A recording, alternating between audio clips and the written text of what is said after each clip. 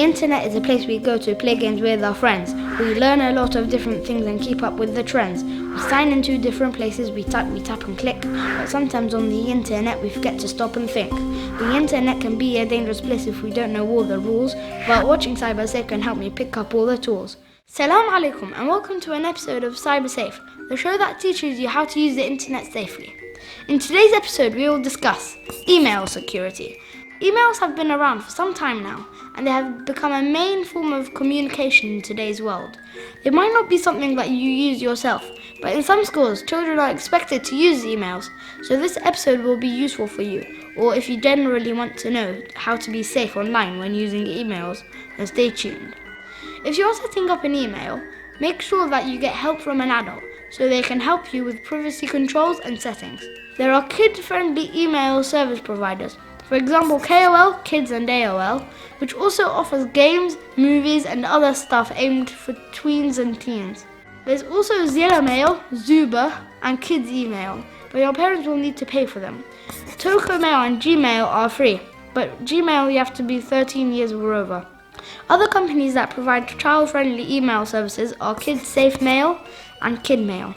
There are dangers when it comes to using emails, because sometimes you can receive spam mail, which looks so real and sounds so real. So you have to be careful because spam mail is sometimes made to trick people.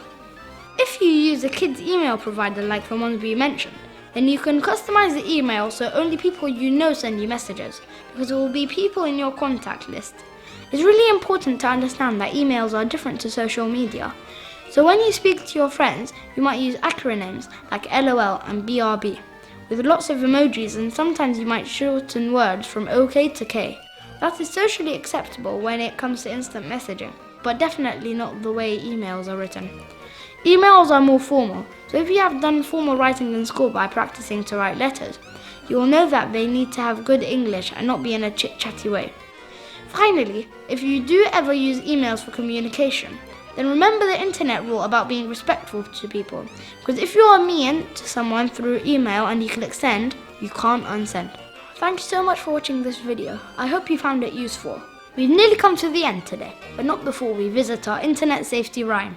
I keep my information safe, I don't let people know my name, address or number or which school I go. I never talk to strangers if they're not a real life friend.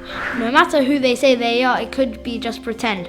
If I take a photo of a friend, I'm always well aware to ask if it's okay with them before I click and share. I'm always kind to others in the playground and on screen. I never write or tell them things that are hurtful, bad or mean. I always ask an adult before I go online. If we look at things together, I know I will be fine.